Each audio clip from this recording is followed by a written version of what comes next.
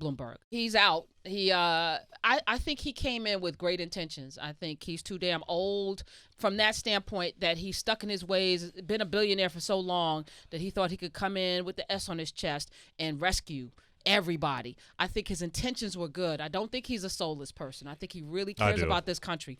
No, you can't care about this country and put so much money into gun control and fixing the climate and all of the other things that he does with his money. That Greenwood plan was pretty amazing to me in terms of what he wanted to do to build wealth. You can talk about stop and frisk, and we can have that conversation, and that was really problematic. Stop that music. But we can take that Greenwood plan and enforce that. Absolutely. Like, we can make sure that the things that we loved about each of the candidates that are no longer there are adopted and made a part of the Democratic platform.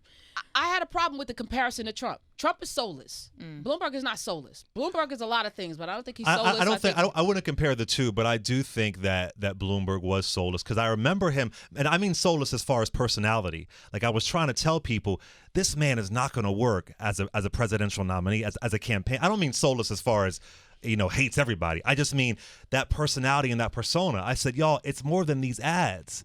It's more than these ads. Yeah. And there was a very well-funded gravy train. My husband he texted me one day. He was down on Fulton Street, and it was a sister who was very excitedly waving her big Bloomberg bag and talking to another sister and a brother.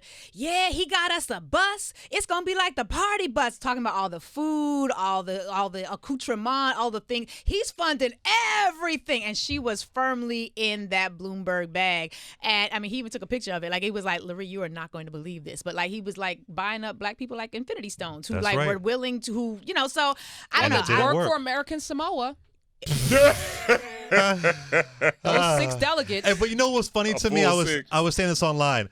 The brother was in Florida, which isn't even a Super Tuesday state. I know he has this Giuliani mindset, like, I'm going to start with Florida. You're in, was he like, child, it's too cold. It's too cold in North Carolina. Like, you were in Florida. You weren't in North Carolina. You weren't in Virginia. You weren't in Texas. You weren't in Cali. You were in Florida. That was pretty hilarious But to let's me. talk about why he got in. Yeah. Right? So what was the impetus for him coming into this race? I think he didn't think Biden was going to be effective. Yeah. And a lot of people didn't think he was going to be effective. And Biden was shaky. He was very shaky. But and black for the folks, blessing of Clyburn, Biden is still in the grave with Lazarus. Right. And so, amen, sister. Like, I feel like that you have to look at the moment that he decided to get in the race. He got in the race when it was starting to look like that the death knell was ringing for Joe Biden. And we needed an alternative. And I think that he said, well, if somebody's got to do it, I have one superpower. That superpower is an infinite amount of money. And I'm going to take all of my superpower and throw it at this thing and do the best I can to change the course of what is about to happen. Now, did that superpower Did it all work? No, but I think he had the best intentions for it, That's right? what I feel. And so, people can, people have their feelings about him or whatever, but I don't think he had good intentions. I would just say everyone has a do role, too. and I think that his role is to fund the Democratic campaign. I agree. As a private and I citizen, appreciate him I agree. in that role. Totally. I appreciate him He spent funding. $120 million. Like the man wasn't the mayor 3 terms of the largest city in our country. That third term was.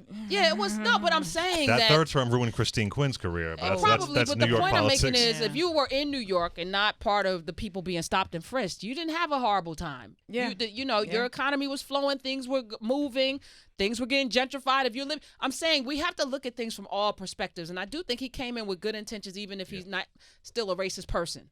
And I think when you know better, he didn't have to do that Greenwood thing. I don't think he knew better because he was just defending it in January of 2019. You're I don't correct. think he knew better. I've listened to your show. I don't think he knew better. Over and over and over. Well, listen. I will say for me, it is personal because I was stopped incessantly during the Bloomberg years. I was incessantly.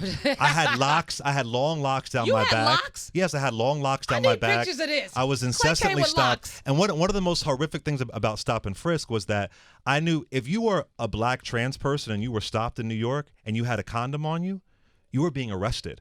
I mean, there was insidious for sex work. Yes, there were insidious things that were happening. And so I will say this though: what I love about this whole Bloomberg thing is that it wasn't Elizabeth Warren; it was black people in media who stood up and said, wait a minute, Let me tell you this story. Yeah.